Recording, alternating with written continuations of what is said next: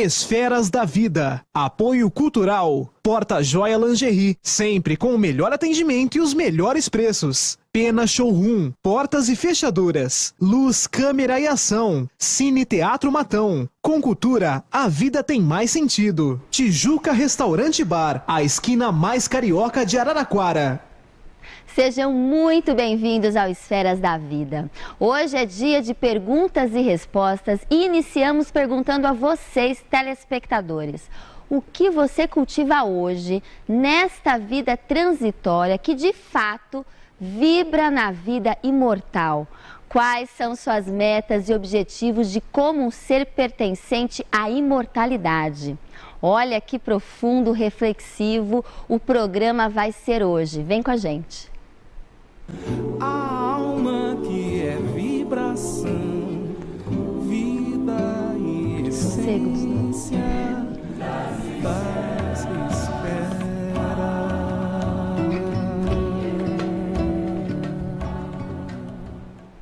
Um olhar sobre a doutrina espírita começa agora, ao vivo pela TV Cultura Paulista e pelo Facebook da TV Cultura Paulista. E eu tenho um recadinho para vocês, a gente está com um número novo de WhatsApp. Então, coloque aí nos seus contatos o número novo do Esferas da Vida, que é 16988779495, 88779495, e a gente começou o programa refletindo sobre aquela pergunta. E quem vai nos fazer companhia hoje é o querido Arthur Valadares, que já está aqui com a gente no estúdio mais uma vez, e é sempre uma alegria, uma honra tê-lo aqui conosco, Arthur. Uma alegria novamente estarmos juntos, refletindo sobre essa doutrina abençoada, sobre a mensagem de Jesus, que Ele nos inspire a todos. Seja muitíssimo bem-vindo, Arthur. O Arthur é fundador e coordenador do NEP, que é o Núcleo de Estudo e Pesquisa do Evangelho Paulo de Tarso. Você faz estudos, tem o Instagram do NEP, quem quiser também seguir, são YouTube, mensagens maravilhosas. Tem no YouTube também, né? Conteúdo no YouTube. Todas as palestras também, vocês fazem estudos além de palestras, de estudos, né? As palestras, enfim, a gente tem produzido um conteúdo bacana ali. E Arthur, esse programa a gente fez diferente novamente, a gente inovou.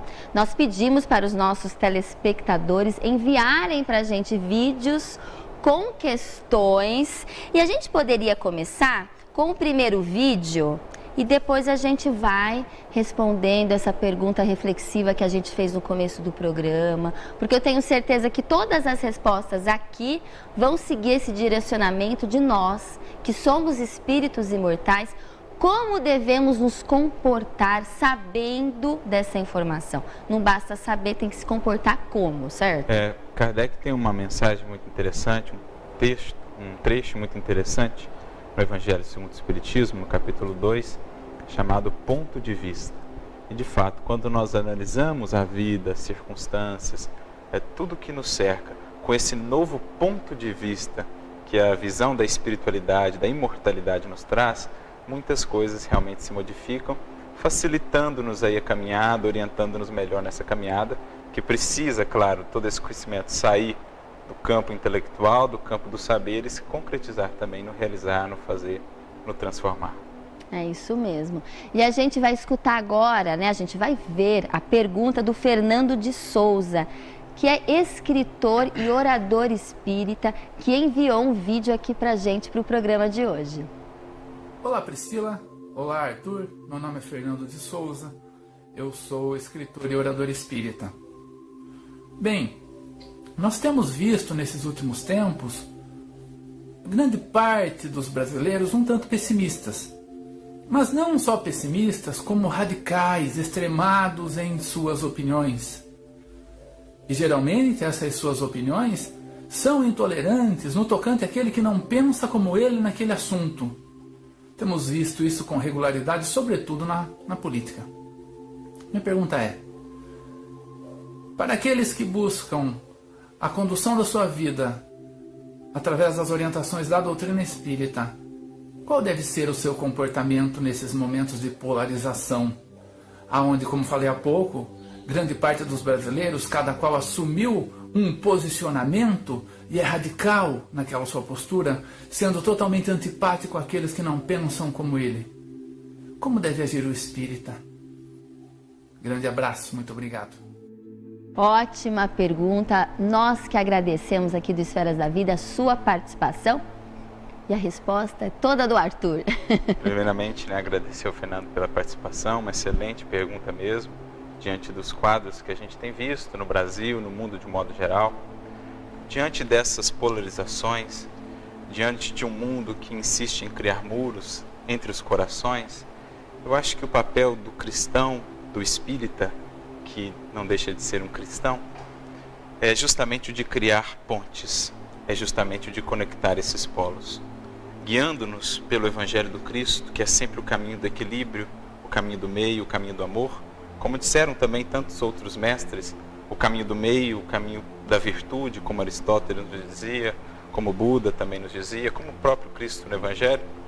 Esse caminho, portanto, do amor, da ponderação, do equilíbrio, que sabe enxergar os aspectos positivos em cada lado, em cada perspectiva, em cada ponto de vista, e que se esforça com boa vontade, com coragem, com humildade, para fazer as conexões, para aproximar os corações, para realmente ser esse ponto de contato, esse que aprende a criar laços, porque acho que esse é o grande convite do Evangelho de Jesus. Então, diante de um mundo dividido, polarizado, separado por muros, que sejamos nós, os discípulos do Mestre, discípulos dessa doutrina abençoada, que prima aí como viga universal, que apresenta como eixo fundamental a caridade, sejamos nós aqueles que se esforçam por fazer pontes, por conectar os corações, por aproximar.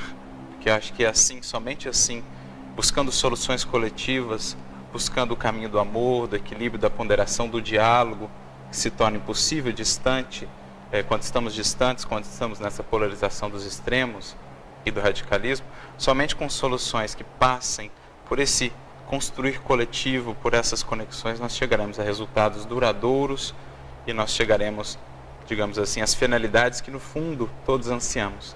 De um lado, de outro, seja onde for, no fundo nós esperamos um mundo com mais amor, com mais justiça, com mais igualdade, com mais fraternidade. Então que busquemos aquilo que nos une. E se nós esperamos esse mundo, teremos que ser esse mundo. Exatamente. Mais amor, mais justiça, mais respeito. Se a gente fica, cada um de um lado da ponte, o que resolve esse comportamento radical?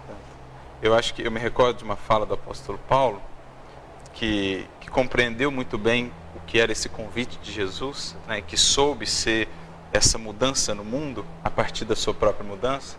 Em uma de suas cartas, ele diz assim: e não vos conformeis com este mundo.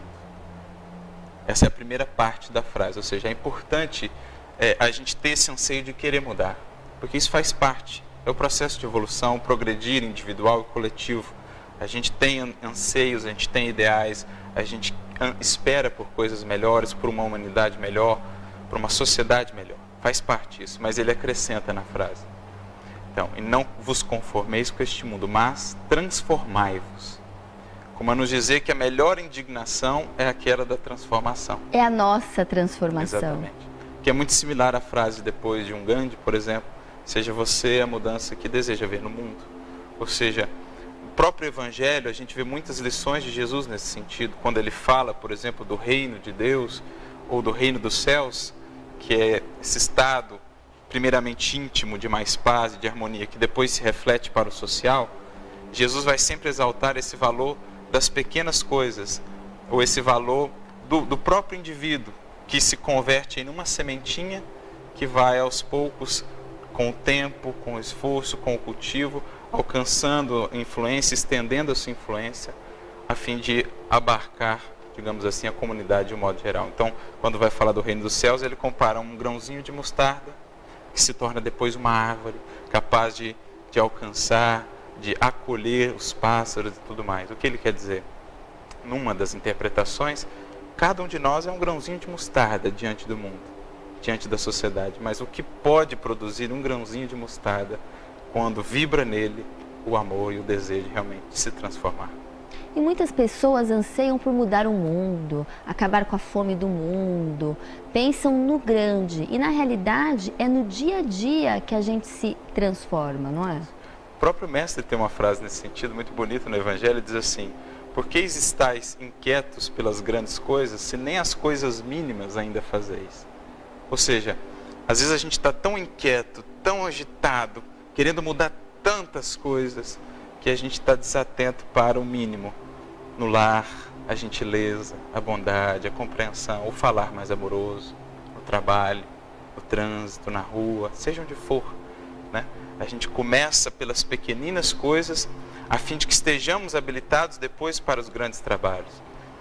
É preciso aprender a ser grande nas tarefas humildes, para sermos depois humildes nas grandes tarefas.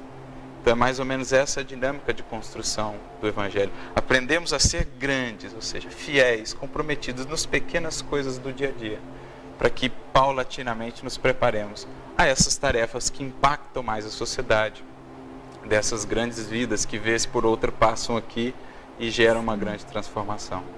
Sim. E a gente também tem mais um questionamento, que é da Nívia Simone Decol de Matão. Vamos ver o que a nossa querida Nívia questionou ao Arthur. Oi, Pri. Oi, Arthur. Eu gostaria que fosse esclarecido sobre espíritos protetores. Se quando nós reencarnamos, a missão é obrigatória ou voluntária. Um beijo, fica com Deus.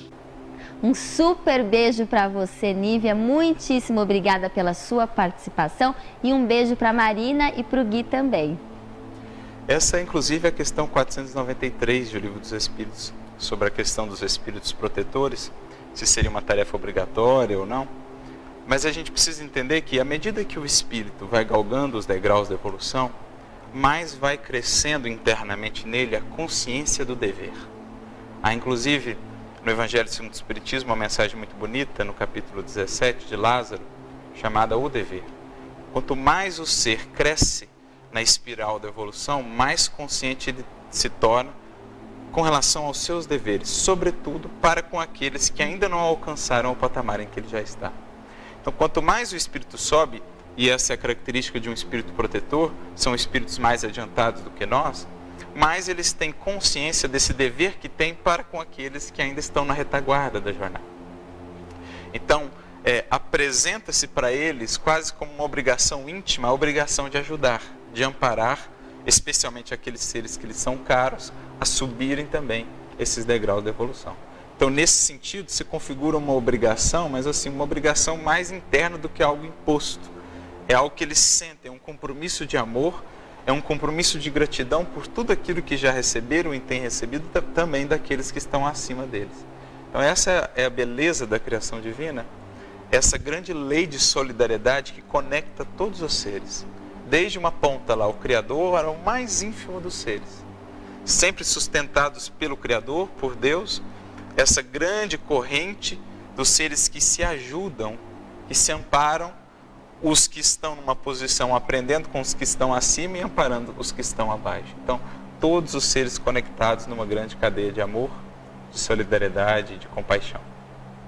E agora, no nosso Momento Chico Xavier, o Chico também foi questionado inúmeras vezes por vários temas. E esse tema que o Chico vai responder agora é um tema muito importante. Vamos dar uma olhadinha.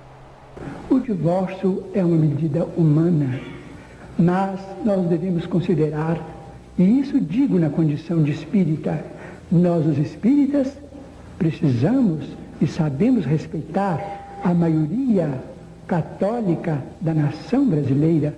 Por isso mesmo fazemos votos para que o soberano pontífice, que nós tratamos com a máxima veneração, e que suas eminências, os cardeais do Brasil, e suas excelências, os senhores arcebispos e bispos do Brasil, possam também abençoar estes nossos ideais, para que o divórcio venha tranquilizar tantos adultos e legalizar tantos adultos e jovens que necessitam de semelhante medida para que a paz e o amor. Na fala do nosso caro entrevistador, Dr. Durval Monteiro, estou consertando o nome.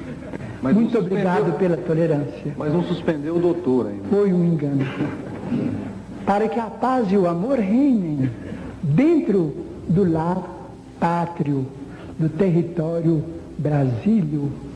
Isto sem desconsiderar os princípios monogâmicos, os princípios de fidelidade que os cônjuges devem entre si, dentro das novas dimensões psicológicas em que os nossos grupos sociais são chamados a viver. Nós temos dois fantasmas que precisamos abolir do campo de nossas vidas, que são a promiscuidade e a prostituição.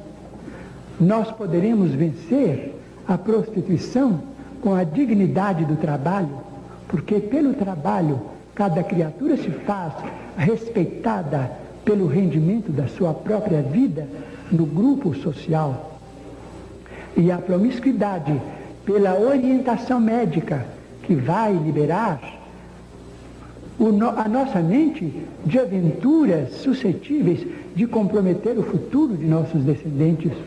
Mas o divórcio, medida humana, sem nenhum desrespeito à família brasileira, que é profundamente cristã, é medida humana, mas devemos esperar que os nossos magistrados reconsiderem os pontos de vista em andamento e que processos novos de vivência possam inspirar essa lei de libertação, que é uma lei justa, em favor da paz de nossos lares, com emancipação para o homem e emancipação para a mulher, sem as ilusões e as fantasias do amor possessivo, do amor egoístico de um lado ou de outro, porque cada um é senhor do seu próprio destino. Paz espera.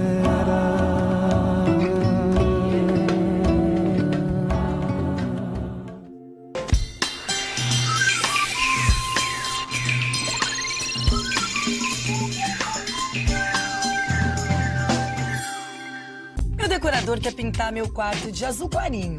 Eu queria um azul, mais azul, sabe? Aí ele me mostrou um outro azulzinho.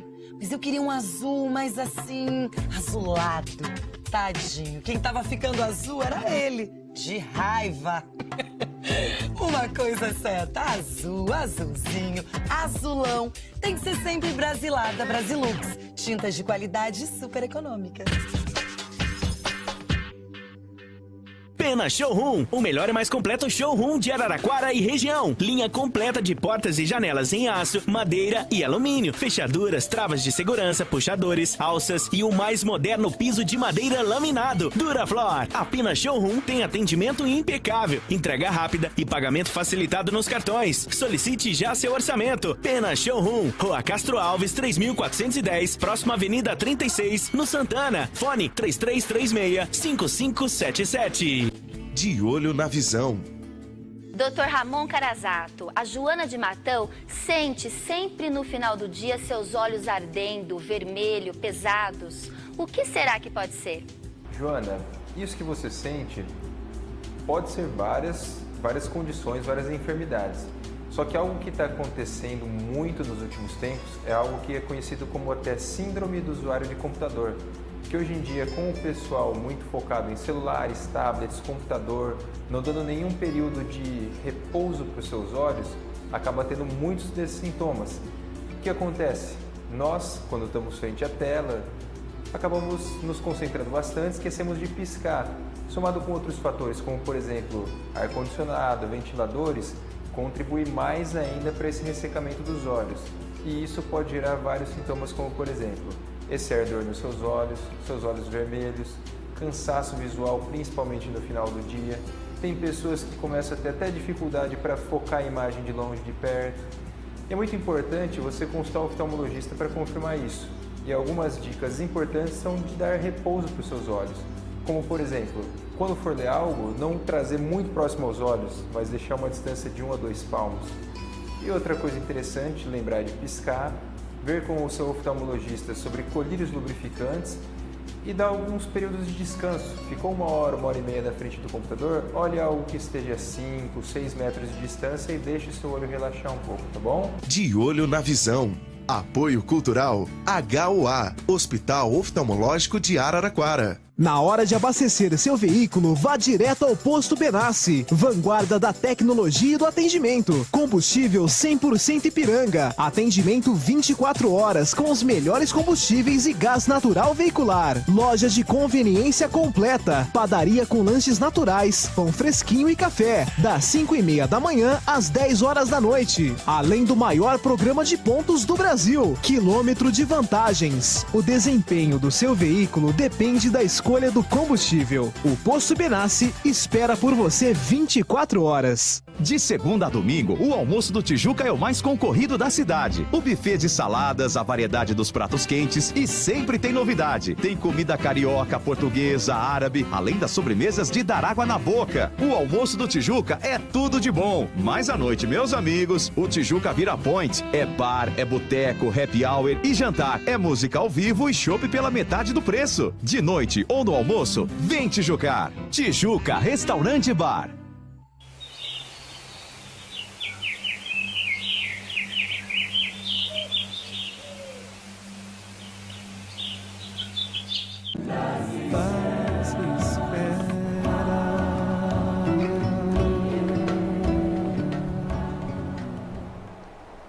De volta ao Esferas da Vida, hoje a gente conversa com Arthur Valadares, várias questões, várias respostas aqui, mas antes eu gostaria de dar um recado para você que quer sempre saber um pouco mais da doutrina espírita.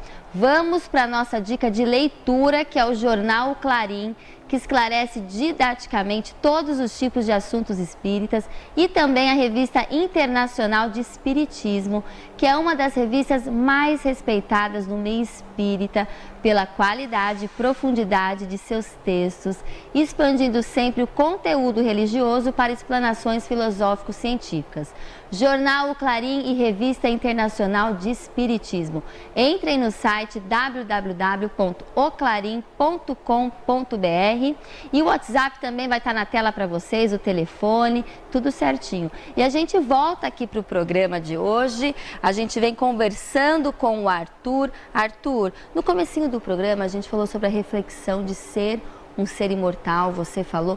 Quais, assim, atitudes você acredita no dia a dia, na rotina, que as pessoas poderiam melhorar, que as pessoas poderiam realmente pensar melhor ou pensar o Evangelho, como vivenciar o Evangelho de Jesus? A gente sempre fala, caridade, bondade, esperança, mas parece que às vezes fica vago. A gente tem como colocar em prática algo assim para quem está em casa? A gente precisa entender que no âmbito espiritual do nosso ser, todas as conquistas efetivas, duradouras, elas vão estar apoiadas sobre uma preparação, sobre um trabalho constante que aos poucos vai se consolidando. Então Emmanuel define mais ou menos assim: a disciplina antecede sempre a espontaneidade. Ou seja, toda conquista real na vida, seja de sabedoria, seja de virtude, é na verdade um investimento duradouro ao longo do tempo, constante ao longo do tempo, de pequenas práticas, de pequenos exercícios, né? Assim também com a vivência do Evangelho. Investindo em algumas práticas cotidianas, com constância, com disciplina, aos poucos a gente vai tornando aquilo algo mais espontâneo, algo mais natural. Então me recordo, por exemplo, de Alcíone, no livro Renúncia, ela apresenta 4 etapas principais. Ela diz assim: a mensagem do Mestre precisa ser conhecida, meditada, sentida e vivida. Então a gente fecha o ciclo perfeito aí, né? A mensagem chega, você conhece. Então você recebeu as sementes do Evangelho. Só que muitas vezes a gente fica com essas sementes guardadas e não dá o passo seguinte, que é conectá-las à nossa vida, à nossa experiência pessoal, no processo de meditação. Ou seja, não só ler, não só ouvir falar, não só se emocionar com aquelas sementes que foram recebidas. Como é que eu posso conectá-las ao meu dia a dia? Parar, meditar, estudar mais a fundo, reservar um tempo para estar comigo, me conhecer, meditar, como Santo Agostinho orienta no Livro dos Espíritos também. esse é o processo da meditação, do conhecimento de mim mesmo. Aos poucos eu vou, digamos assim, associando essas sementes, esses conhecimentos ao meu dia a dia.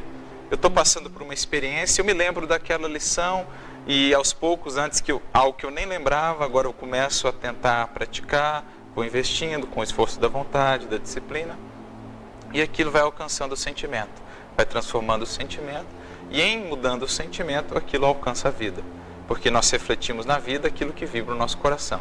Já dizia Jesus, a boca fala, a alma expressa tudo que vai no coração. Mudado o sentimento, a partir de todo um esforço paciente, laborioso, a gente vai mudando pensamentos, vai mudando hábitos e com isso vai mudando o destino. Então é um processo paciente, de investir nas pequenas coisas. Reservar tempo para estudo diário, leituras edificantes, o trabalho no bem constante, assumir um compromisso de trabalho no bem, né? O compromisso com o estudo, com a oração, com a prece que ilumina. Tão importante. São vários pequenos fatores que, somados no tempo, dão um resultado imenso de transformação. Eu até anotei aqui, pessoal, não sei se vocês me viram anotando, saber, meditar, sentir e viver. São 4 fases para a gente realmente começar a se comportar como um cristão. A gente pode falar desse jeito? Porque no fundo... Incorporar na realidade. O cristão busca incorporar o Cristo à sua vida. Olha. Refletir cada vez mais na sua vida o Cristo. Como dizia João Batista, é preciso que ele cresça e que eu diminua. Ou seja, o Cristo crescendo em nós e o nosso ego aos poucos saindo de cena. Maravilha. E a gente tem mais umas participações aqui no programa todo, né? E a Cláudia Sentanin, de Matão, também tem uma questão aqui para o nosso programa hoje. Oi, Pri. Oi, Arthur. A minha dúvida sobre o espiritismo é a questão dos nossos inimigos.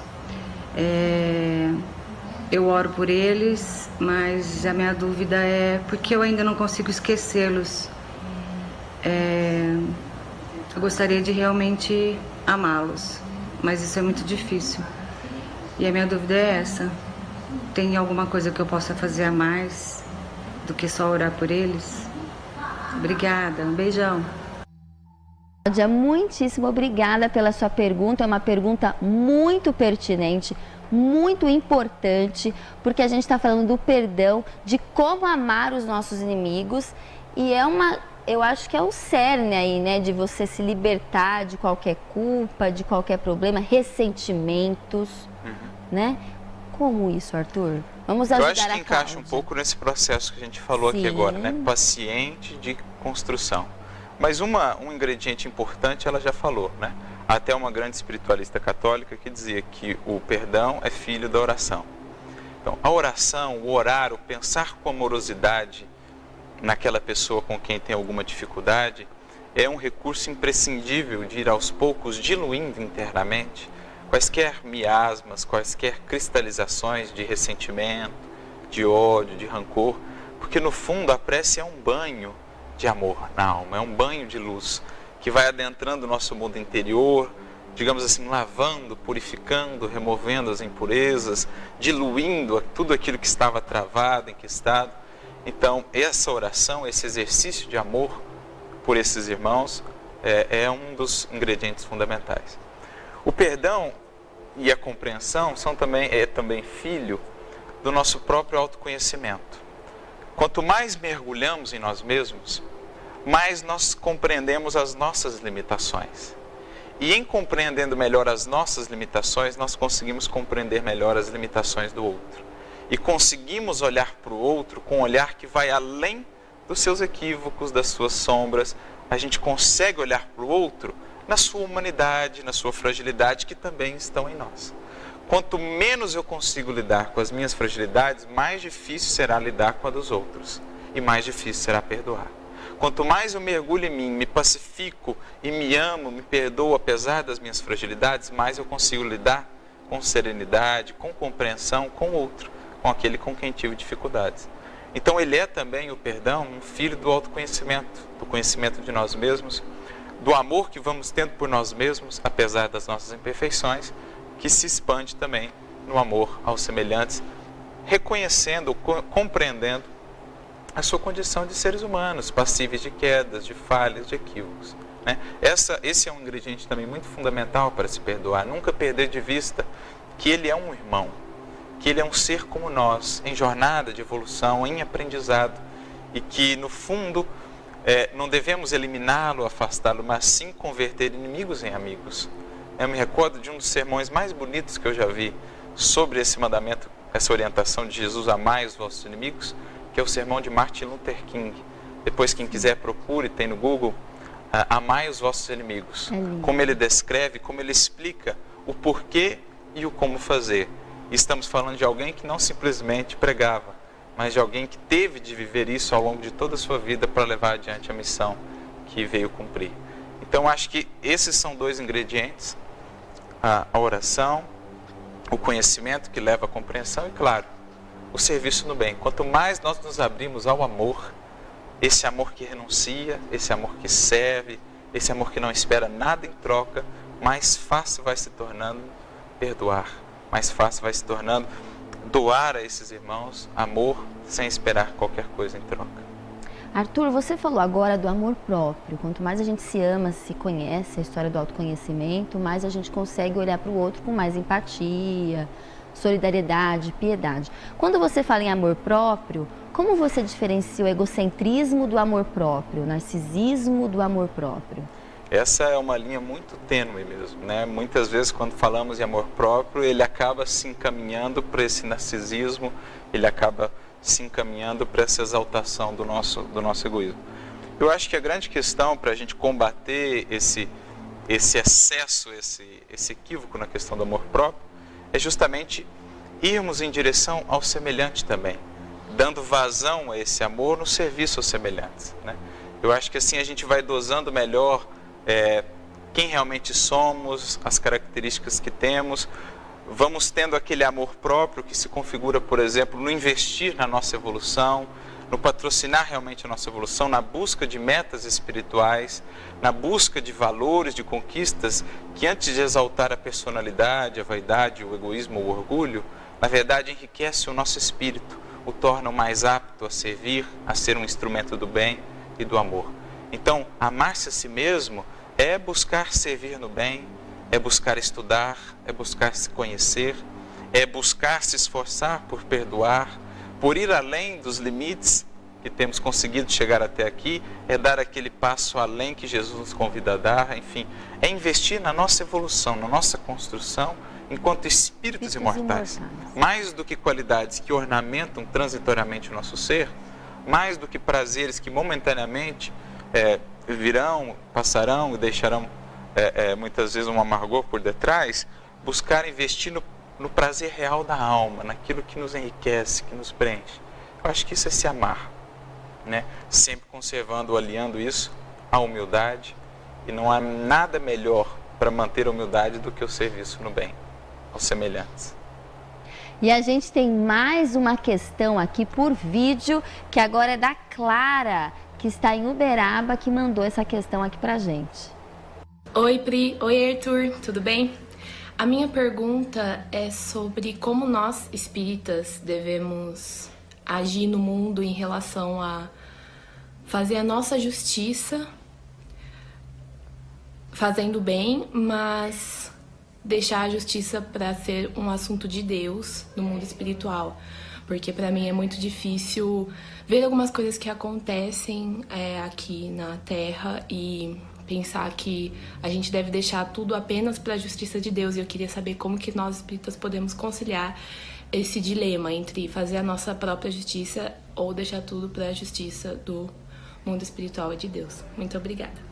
Clara, nós que agradecemos a sua pergunta, que também muito pertinente, muito boa, né? Porque às vezes a gente fica horrorizado com muitas coisas que acontecem aqui no mundo, mas como espíritos imortais, como que a gente pode enxergar esse tipo de problema? Me recorda também essa pergunta, uma outra pergunta de O Livro dos Espíritos, que é a pergunta 879, quando Kardec pergunta justamente isso. Quais seriam as características do homem que verdadeiramente praticasse a justiça, assim como Jesus a fez? E os Espíritos responderão, né? A do verdadeiro justo, como Jesus procedeu, aliando à justiça também o amor ao próximo e a caridade, porque sem esses ingredientes não há verdadeira justiça. Em outras palavras, no mundo, o nosso papel é iluminar, é investir no amor, é investir no bem, é investir na luz que vence a treva. Existirá no mundo a justiça humana, incumbida de analisar não as pessoas, mas os atos cometidos pelas pessoas. Porque a pessoa, somente a sua consciência a pode julgar, porque somente a sua consciência conhece todo o passado, todas as nuances e todas as variáveis envolvidas no processo. Então, para julgar uma pessoa, somente o Criador que manifesta-se na consciência de cada um. Os atos das pessoas, para isso existirá a justiça terrena, que tem o papel de harmonizar a vida em sociedade. Mas nós, enquanto pessoas limitadas e imperfeitas, a nós não cabe o papel de julgar, porque não temos sequer condições para fazê-lo. Se nem o mestre que podia fazê-lo fez, que dirá nós que conhecemos muito pouco sobre um outro alguém, sobre tudo o que o levou a fazer aquilo, sobre tudo o que está por detrás daquilo. Deixemos a justiça humana o papel de julgar os fatos que prejudicam a harmonia social. Quanto a nós, investamos no amor, na caridade, na misericórdia, porque aí sim estaremos contribuindo com a verdadeira justiça, com a justiça divina, que no fundo não quer a morte daqueles que erram, não quer a perdição daqueles que erram, quer sim que se reergam, que se reajustem e que voltem ao caminho do bem. Então o papel do justo no mundo será o papel de servir e de amar, como Jesus o fez. Papel de servir, de amar, de iluminar. Olha, eu fiquei impressionada. Eu até esses dias, eu compartilhei no Facebook de uma garotinha de 9 anos que falou, que age desta forma, Arthur. Ela fez uma horta na casa dela, ela ficou preocupada com uma pessoa quando era muito pequena, que estava passando fome na rua, e falou que o papel nosso, que renasce na terra, não que renasce no caso, ela não falou esse verbo, que nasce na terra é ajudar quem precisa. Isso é muito interessante, porque a gente vê também... Uma criança, hoje ela tem 9 anos, ela tem uma horta que doa 100 quilos de comida, não sei se é por mês, por ano, e ela já ajuda milhares de pessoas. Então, imaginemos... isso ressalta para nós o outro papel fundamental aí nessa questão, uma outra variável importante, que é justamente a da educação. Imaginemos se desde a mais tenra idade pudermos realmente investir nesse ato de educar, num sentido de educação mais abrangente, que não simplesmente intelectualizar ou informar, mas realmente moldar o coração, preparando toda uma nova geração com essa consciência de investir no amor, de investir no bem, essa consciência de mais justiça, de mais busca da igualdade, da fraternidade. Compartilhar mesmo. Naturalmente nós chegaremos a um momento diferente na humanidade, na sociedade. É isso mesmo. A gente vai para um pequeno intervalo e a gente já volta com mais esferas da vida. Fique aí. Gente, eu achei uma graça.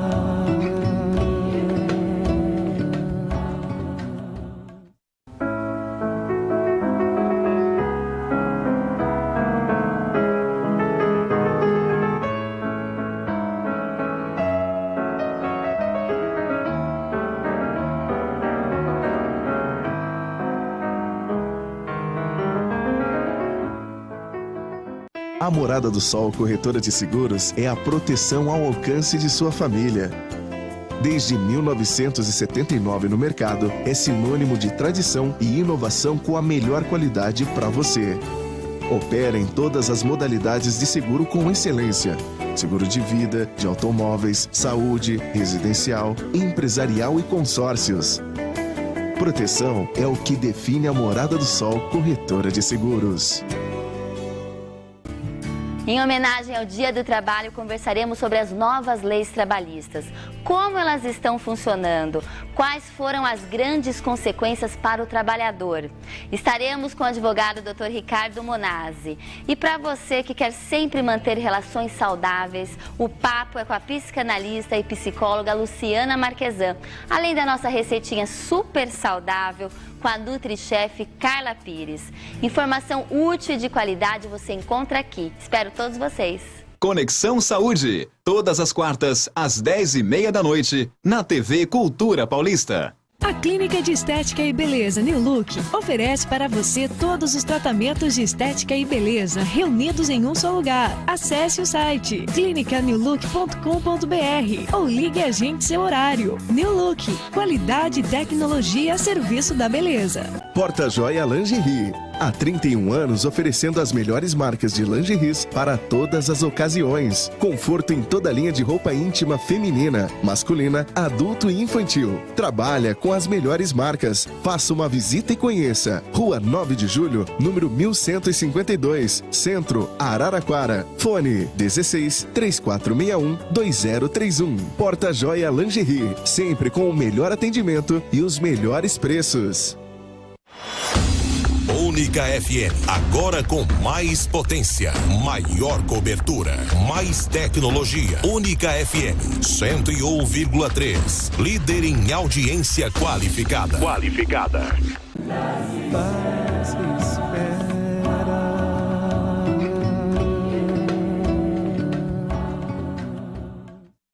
De volta ao Esferas da Vida, hoje a gente conversa com Arthur Valadares sobre todo tipo de pergunta que você também pode mandar pra gente. Eu não tô falando aqui do WhatsApp, que é 988779495. Mande também seus questionamentos. Mas antes eu tenho um recadinho pra você, que é do Grupo Assistencial Espírita Jerônimo Mendonça, que atua há 20 anos no Taquaral, São Rafael e no Laranjeiras.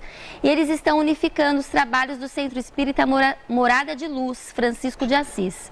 Olha, por conta disso, pessoal, eles estão precisando do apoio, todo o nosso apoio, para construir uma nova casa, que é a mesma casa da sopa do Laranjeira.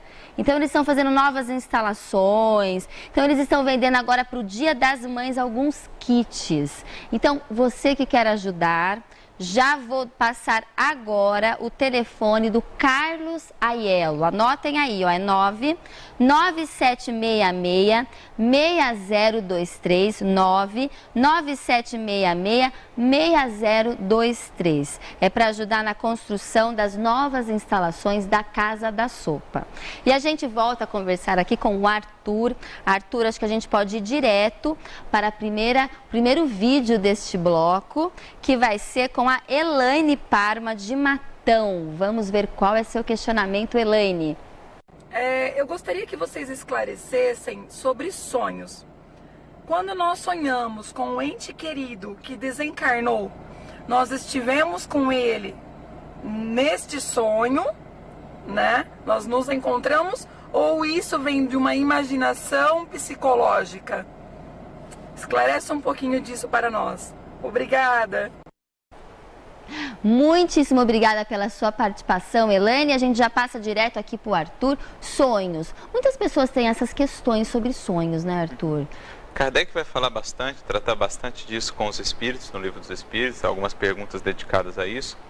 Mas basicamente assim, qualquer generalização é um pouco complicada. Os sonhos muitas vezes são uma mistura de lembranças, de fatos, de reminiscências. Outras vezes são de fato experiências vividas em desdobramento. Quando nós vamos dormir, nós experienciamos um processo similar à morte, né? Ainda em menor escala, nós nos desdobramos do corpo e vamos em espírito a diversas atividades, segundo as buscas, os interesses de cada um. No caso de experiências com familiares já desencarnados, ou mesmo ainda encarnados, algumas vezes, quando essas lembranças são assim muito circunstanciadas, muito claras, realmente elas denotam de fato uma experiência com aquele familiar. Muitas vezes vêm eles nos visitar a fim de nos consolar, de nos animar, sobretudo no caso de uma perda, né? Uma pessoa muito querida muitas vezes retorna, ou temos essa possibilidade de nos encontrar. Isso é muito narrado nas obras de André Luiz, com esse familiar em espírito, a fim de que possamos ali nos consolar, nos reanimar, para seguirmos adiante. Então, assim, de um modo geral, sobretudo aquelas lembranças mais claras, a gente até poderia dizer que se trata realmente de encontros, mas toda generalização a gente poderia incorrer no equívoco. Podem ser lembranças ou reminiscências, misturadas aí a outras coisas em nossa mente, as lembranças as corriqueiras do dia a dia, que acabam muitas vezes gerando aqueles sonhos meio sem sentido, meio sem nexo, né? Mas geralmente os sonhos, quando eles têm aquela característica muito vívida, de uma lembrança muito clara, sobretudo que a gente consegue lembrar mesmo depois, ao longo do dia, geralmente eles representam realmente momentos de encontro, de experiência com os benfeitores. Às vezes, a gente inclusive encontra eles... E nem sempre, às vezes, com os benfeitores, não é? Sim. às vezes, a gente vai para experiências no mundo espiritual não tão nobres, não tão nobilitantes assim, né? Vale aí segundo os interesses e as buscas do espírito também ao longo do dia a dia. Mas eu acho que a gente poderia traçar mais ou menos esses parâmetros, sem incorrer nas generalizações. Perfeito, Arthur. A gente tem um questionamento aqui também. Nós estamos recebendo bastante WhatsApp. Agora é da Silvia, aqui de Araraquara, que ela pergunta sobre o tratamento espiritual.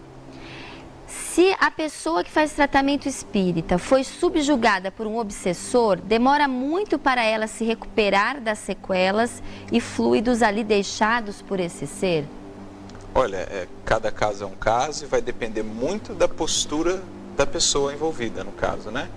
Um processo obsessivo, ele nunca é um processo, digamos assim, unilateral. Não é porque um ser quis nos obsidiar que ele, digamos assim, consegue fazê-lo. Geralmente ele encontra brechas em nós que alimentam e que sustentam esse processo de influência perniciosa.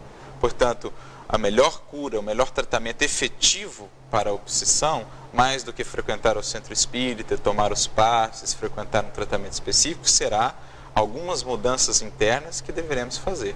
Então, nesse sentido, por mais que frequentemos, às vezes, um tratamento específico, se de nossa parte não há essa disposição de mudar algumas perspectivas, de cultivar melhores hábitos, melhores pensamentos, de abdicar certas mágoas, ressentimentos, enfim, se não há de nossa parte essa vontade, esse processo vai se estendendo, vai durando, apesar, às vezes, da frequência ao centro, a um tratamento específico. Quando há essa boa vontade da renovação amparada pelo tratamento espiritual, pelos passos e tudo mais, aí sim o processo vai se desenvolver da melhor maneira possível, dentro do tempo que for necessário, mas o mais rápido possível, segundo a disposição e a vontade do espírito, do encarnado que está envolvido, né? Não adianta, a gente não pode terceirizar Não tem jeito. a nossa evangelização, Não a tem. nossa comunhão com Cristo, não é isso, Exatamente. Arthur? A gente pode fazer um tratamento, óbvio, é Excelente, muito bom, importante. eu acho que tratamento espiritual, qualquer tipo de tratamento, não só o espiritual, né? Mas que for benéfico, que seja psicológico, psiquiátrico, enfim. Mas depende muito do nosso comportamento, da nossa vontade de querer mudar. Essencial. Não é? Essencial. E agora a gente tem mais um vídeo, mais uma questão do João Dantas de Matão. Vamos ver qual é seu questionamento, João.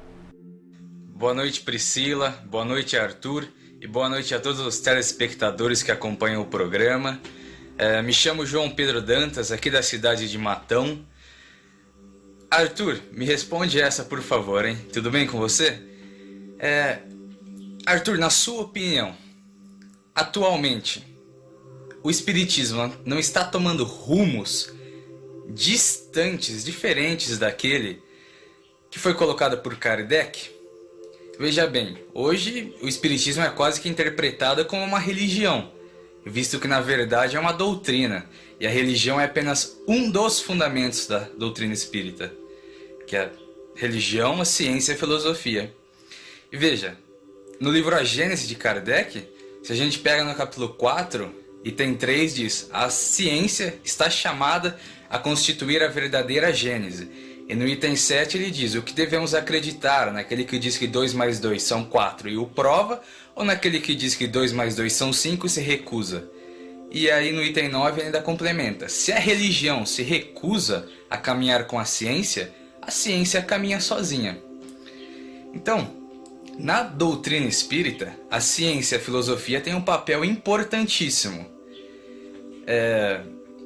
Mas atualmente, o espiritismo contemporâneo, que no meu ponto de vista, às vezes se distancia um pouco dos princípios kardecistas e toma outros rumos, você, na sua opinião, tem a crença de que estamos nos distanciando de Kardec, da busca científica e filosófica, insistindo maciçamente no contexto religioso?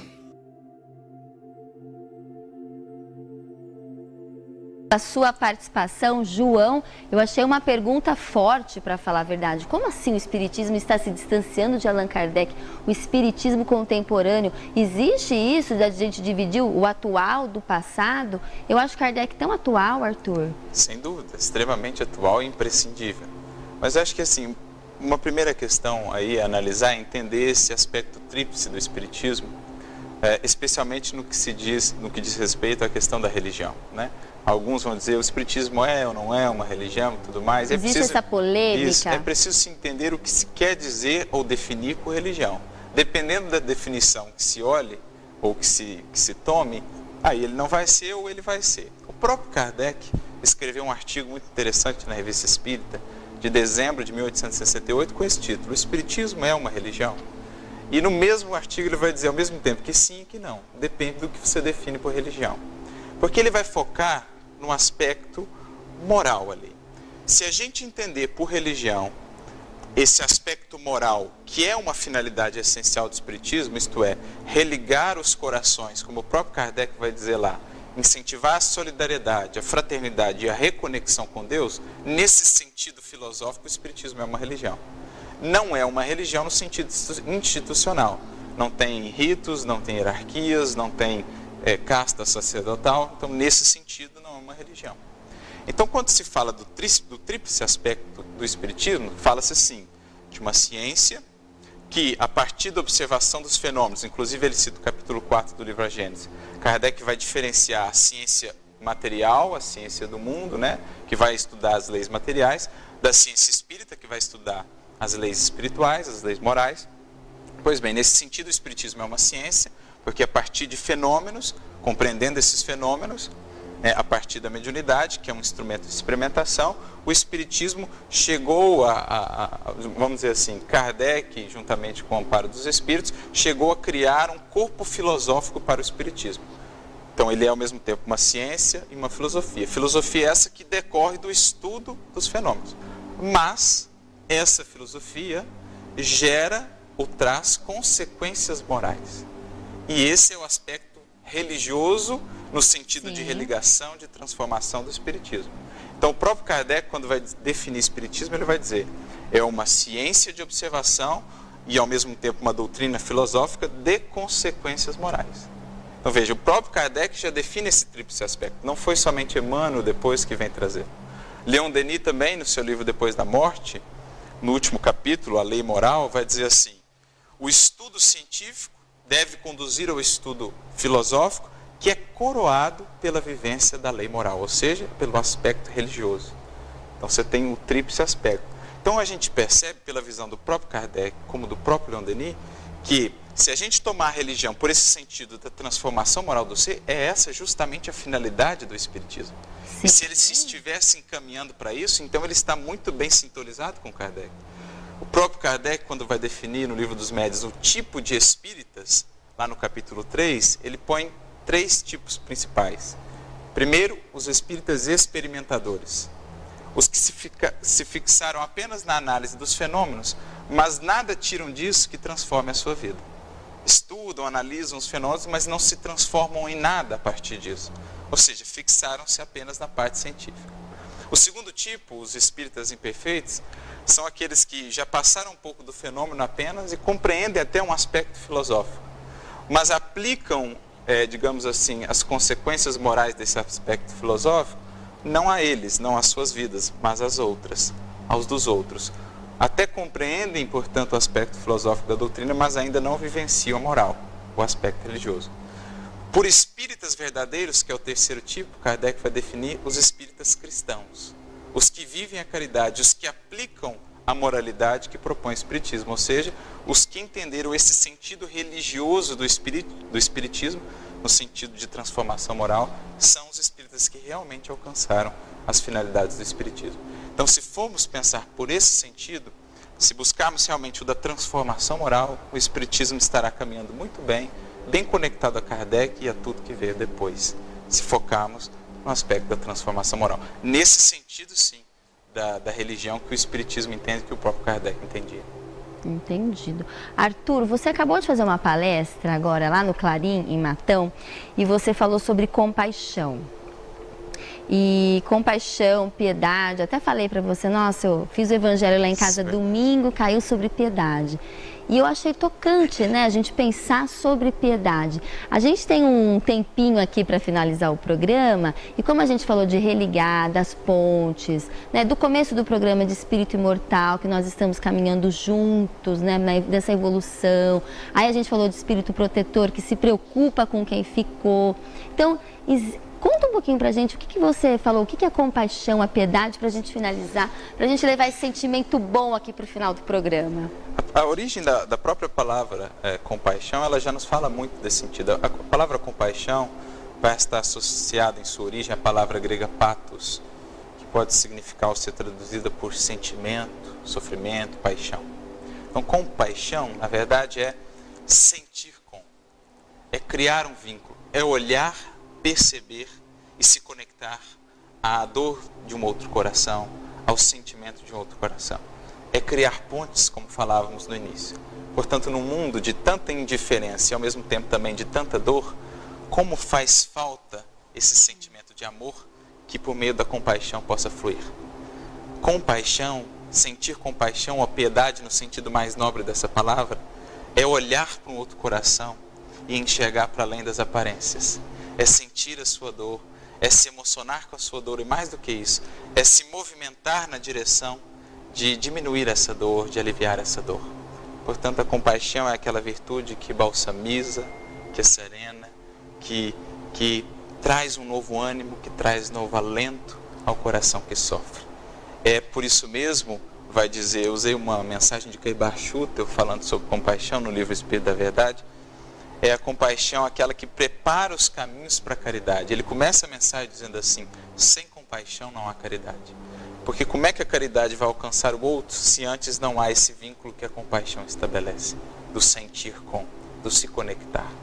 Então, nesse momento que a gente passa pela humanidade, de tantas lutas, de tantas dores, de tantas dificuldades e de tanta indiferença, como são poderosos no bom sentido os que sabem, os que buscam amar. Como tem uma possibilidade realmente de criar, de construir novas realidades, aqueles que sabem conectar, congregar corações em torno do bem, em torno do amor. São esses que cultivam a compaixão, a caridade, sem a qual ou sem as quais não há realmente solução para a humanidade. Sem o caminho do amor, não chegaremos a lugar algum.